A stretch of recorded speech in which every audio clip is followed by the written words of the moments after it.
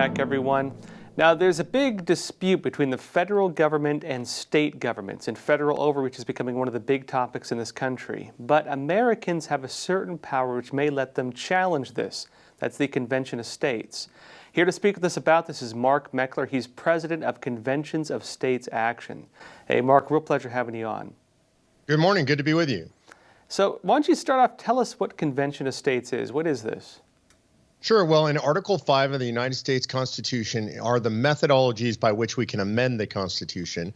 The second clause of Article 5 says that the states, when two-thirds of them request it, can gather in convention and propose amendments, and it was specifically inserted there to give the states power to push back against federal tyranny. So Convention of States as an organization is spearheading that effort.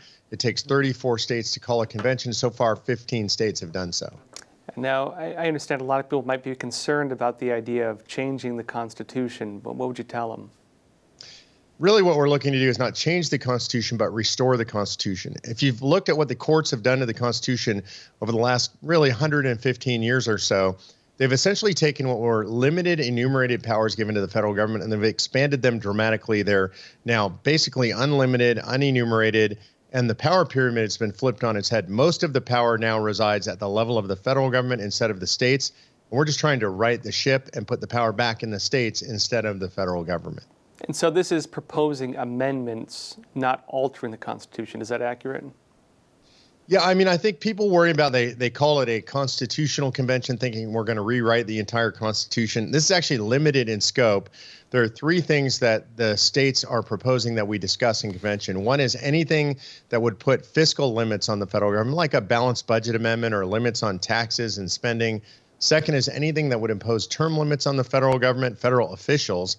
That would include Congress, of course, but also bureaucrats and staffers, what we know as the deep state. And third is anything that would impose structural or power limits on the federal government. These are things like telling the federal government, no, you're not able to be involved in energy or the environment or education. And what would stop this from, for example, leading to different states putting in amendments that maybe people don't want, such as expanding government power, like we saw under Lyndon B. Johnson or something? Well, the states have to agree on the same resolution in order to get to convention, and it is called making something aggregate. So in order for all of these resolutions to aggregate and reach the requisite 34, they have to be the same. And so all the states are passing the same resolution whereby they agree in advance what will be talked about in convention.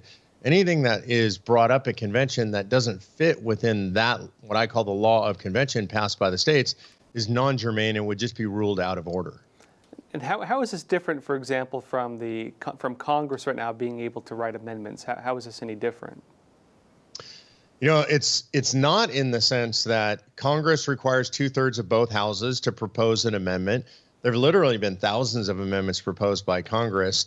And then those amendments have to pass out to the states for ratification. It takes 3/4 of states to ratify. So what I would say, the main difference is that people trust themselves and the people a lot more than they trust Congress. Congress is a sitting convention of states every single day that they're in.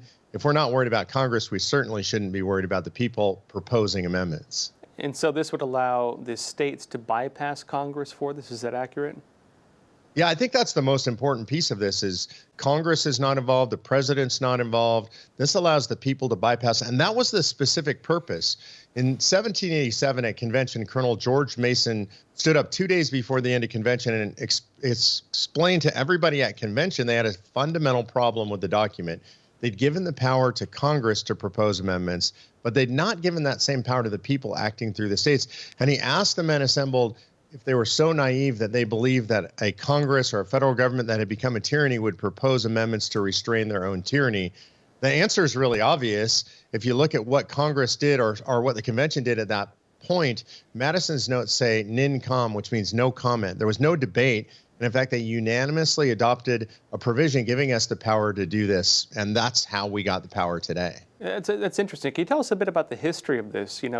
This was created to make sure that government, if further down the road you had pretty much a deep state like we have now, that they would not create laws to limit their own power, and this was given to the states to limit that. Is this accurate? How did this whole thing play out? Yeah, that is accurate. And what's interesting is we've never used this power. So in over 240 years of the existence of our constitutional republic, we've never reached the requisite 2/3 of states. It's not for lack of trying. There have been over 400 applications made for a convention of states. We've just never reached 34, the requisite 2/3 of states who agree on what to discuss. There's also never been a national effort made like this.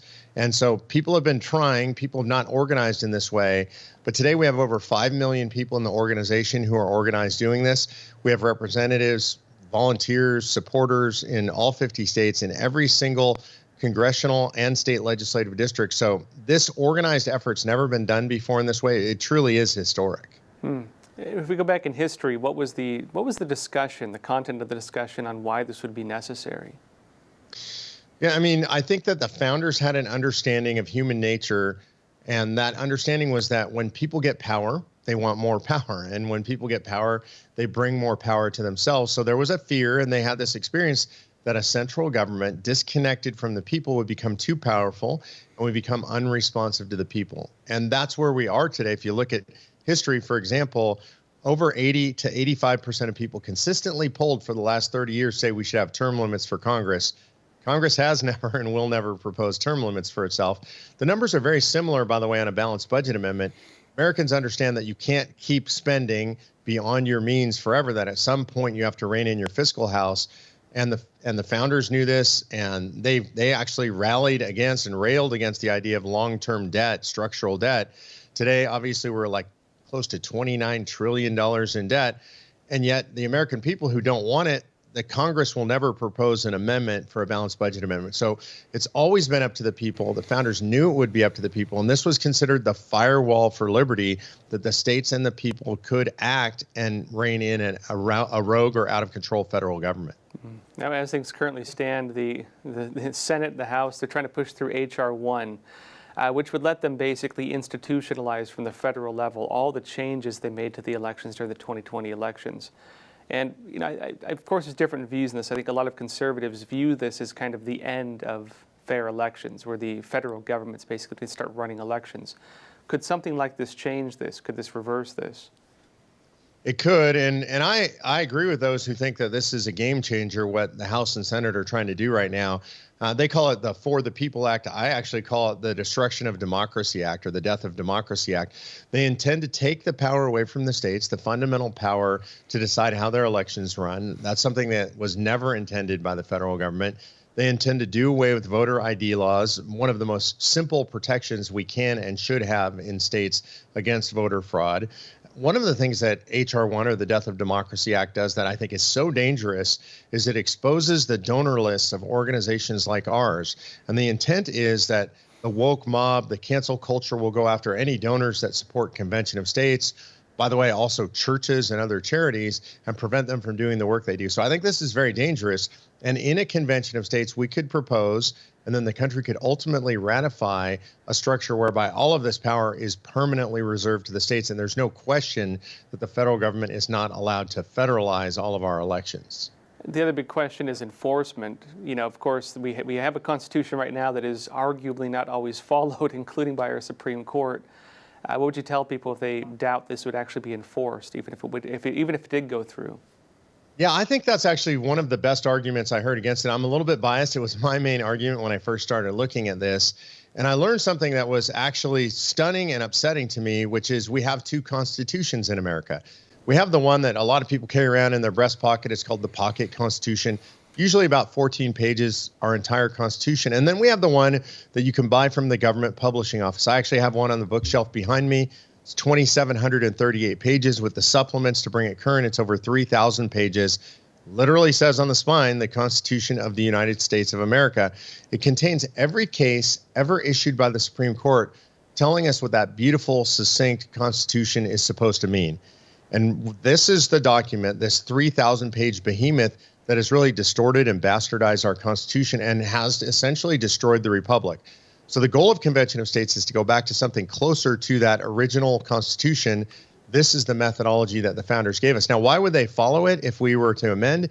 If we look at the history, and that's really the only lamplight by which we can guide our feet, if we look at the history of amendments, amendments are generally followed for at least 100 years. And the reason is they're a very muscular political operation.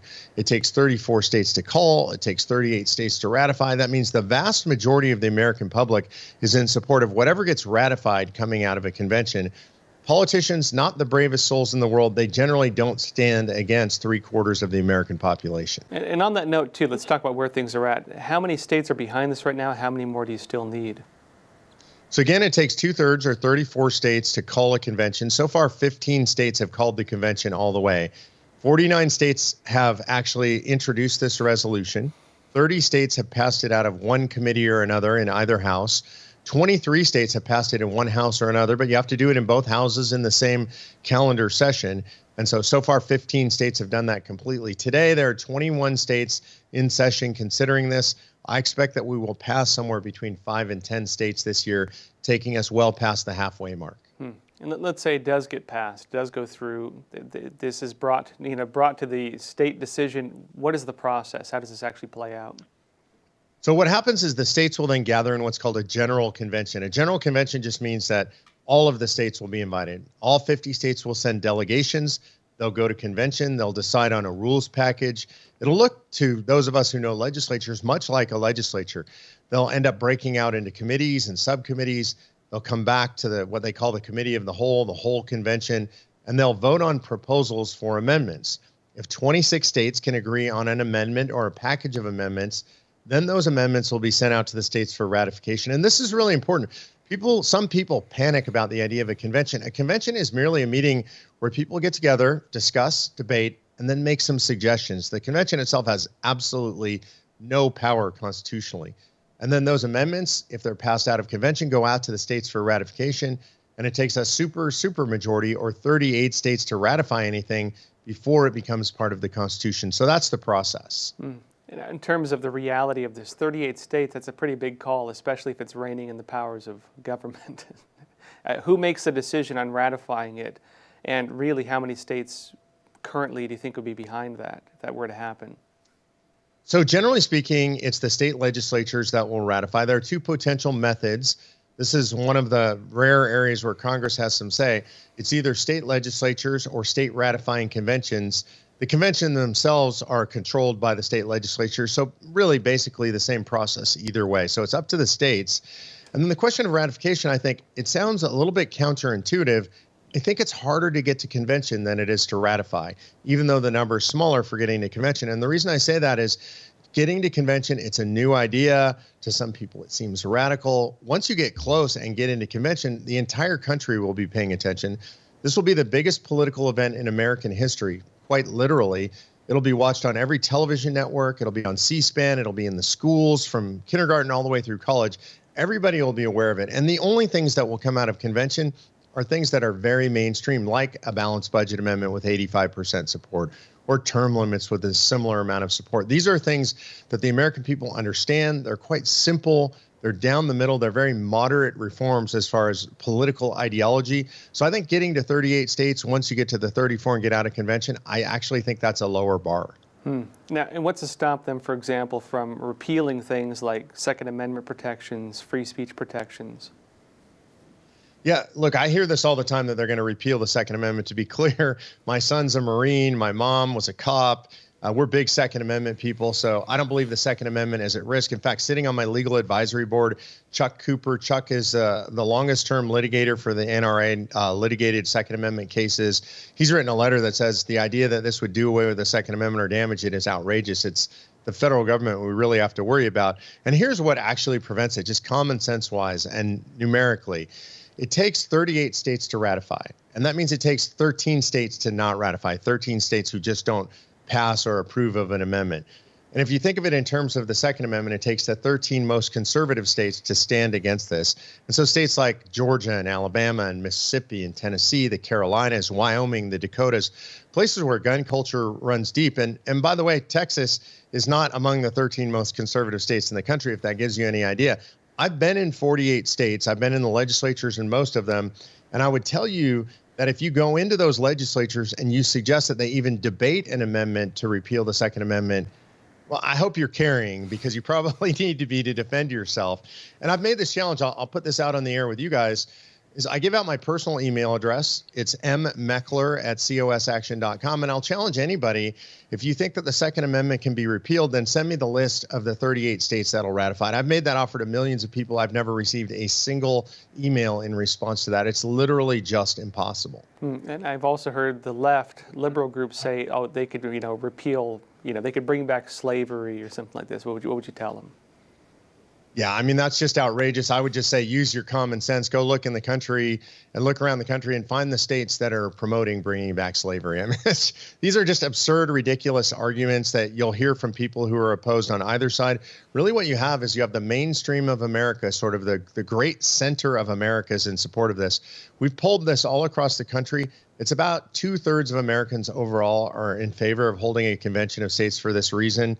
It's about 75% of Republicans, about 2/3 of independents, and even more than 50%, usually 52, 54% of Democrats are in favor of this. So this is mainstream America against the fringes. Now, I can tell you, I've heard all kinds of rumors about it.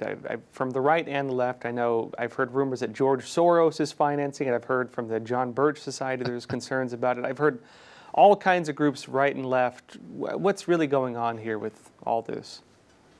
Yeah, I love this. Just in the last couple of weeks, there have been hit piece articles against me personally in Convention of States. One of them did come from the John Birch Society. All 12 of them out there in the country wrote an article saying that we're owned by George Soros and we're a radical leftist organization. Literally in the same week, an article was put out by Common Dreams, which is an agglomeration of Common Cause, Center on Budget and Policy Priorities, both of those Soros-funded organizations, and a conglomeration of over 250 leftist organizations, Code Pink, MoveOn.org, Daily Cause, Socialist Party of America, all the major employee unions, and all of those organizations say that I am and we are a radical right-wing organization. So what you have is the fringe on both sides are really opposed to this. They're really scared of it. And the reason they're scared of it is because this is intended to take the power away from Washington, D.C., where all those groups are most effective operating and seizing power and giving it back to the states. The reality is we're funded by close to now 100,000 small donors from all over the country. You're looking at my fancy office here in my house. My wife works in a high-rise. She's our development director. She raises the money for the organization. I call it a high-rise because it's the office over the garage. So, we're not funded by big corporations. We're not funded by Soros or the Koch brothers. It's really just grassroots folks like me all over the country. And so you're suggesting there's a kind of a disinformation campaign around this. Who is behind this? Which groups are running this and why? Well, look, it originally started, the left started a disinformation campaign in the 1970s against Article 5. Article 5 was really proposed seriously to overturn Roe versus Wade back in the 1970s. And Chief Justice Warren Burger wrote a letter against the idea of using an Article 5 convention. Of course, he's the Chief Justice that gave us Roe versus Wade. He wrote an article or a letter saying we would lose our beloved Constitution in a runaway convention. They then hired or found professors at Yale and Harvard to write similar articles. They were trying to prevent the American right from using the constitutional remedy that the founders intended we use for just such a circumstance. Unfortunately, some on the right have picked it up. Today on the right, it's fringe groups like the John Birch Society and Eagle Forum. Those are really the only major groups that oppose this. And on the left, it's virtually everybody on the left. By the way, on the right, and this is important for folks to know, if you consider yourself a conservative or a libertarian, every major conservative or libertarian figure in the United States of America that's taken a position on this subject, if they're nationally known, they've taken a position in favor, and all the radical leftist organizations in America have taken a position against. Yeah, and I've heard different takes on it. I know there's this Stop Constitutional Convention movement, and I know they're concerned about kind of this running away. What would you tell them? A runaway convention, what would you tell them? Yeah, I would tell them just, can you do math? Because the numbers make it impossible. I laid it out. It takes only 13 states to stop anything. There are numerous protections along the way. My legal advisory board is made up of the finest conservative constitutional scholars in America and the finest libertarian constitutional scholars in America. Robbie George at Princeton is on my legal advisory board. Randy Barnett, who runs the Georgetown Center for the Constitution. Rob Nadelson, who is the #1 legal scholar in America on Article 5, is on the legal advisory board. Mark Levin, all of these people against the John Birch Society, a fringe group, by the way, this is very important for people to understand, that was run out of the legitimate conservative movement, literally run out by William F. Buckley, the founder of the conservative movement, Barry Goldwater, Ronald Reagan. These are kooks and quacks, to be quite simple. The current president of the John Birch Society said of Ronald Reagan when he was running for president that he was a lackey for the communists. So you have to look at who's for and who's against. The rational people, the scholars, the nationally known figures on the right, all in favor. The radical left, all against. You got to ask yourself, why are groups like the John Birch Society and Eagle Forum aligning with groups like Planned Parenthood and Code Pink? Now, you mentioned, of course, the changes to the Constitution that have already been made in terms of pretty much every time the Supreme Court rules on something, it kind of creates a new interpretation. These interpretations work almost like amendments. You mentioned if you were to get from the government the copy of the Constitution, it's quite big. Could this actually undo some of that, given that this is based on interpretations? Yeah, it absolutely could and should undo some of this. This is really what the founders intended. This is why they put Article 5 in. They understood that the federal government would get out of control and we needed to rein it in. It's really obvious that the founders intended amendments to rein in the Supreme Court as well. After the first 10 amendments, the Bill of Rights as we commonly know them, the 11th Amendment was the first amendment, of course, after the first 10, and it was put in place during the time of the founders. Almost all the founders and the framers were still alive. The Supreme Court took jurisdiction over things that the founders didn't agree with, and the founders limited Supreme Court jurisdiction through the 11th Amendment. So they sent a message to us over 240 years ago telling us that the Supreme Court gets out of control if it does things that we don't like, if it takes jurisdiction over things we don't believe it should have, then the proper process for fixing that is the amendments process. And back then they counted on Congress to do it, but the founders were in Congress. Today, Congress is very different, and we, the people, are going to have to do it for ourselves. What are the current amendments that your group is proposing? So as a group, we don't actually propose any particular amendments. They're what are called subject matter areas. And so what we're proposing is that a discussion be held around 3 subject matters.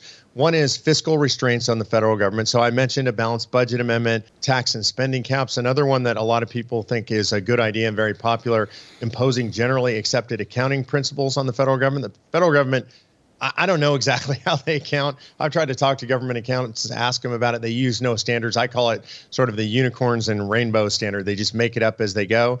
So anything that would impose fiscal restraints is available for discussion. Second is anything that would impose term limits. Most people, when they talk about term limits, they talk about Congress, and that could be a good idea. But I think it's equally important if we're going to put term limits on elected officials that we also put term limits on the staffers who have a lot of power on Capitol Hill and the bureaucrats frankly have the most power on Capitol Hill. So those would be term limits. By the way, also the judiciary. Nobody ever intended at the founding for people to serve on the federal courts for 25 and 30 years. The average age of appointment in the founding era was 47. Average life expectancy was 54. So you get an idea, maybe 6-7 years on the court is all they ever intended. So we could limit the terms of federal jurists, including the Supreme Court. And then the final area is imposing scope and jurisdictional limits. A very good example of this is the Department of Education.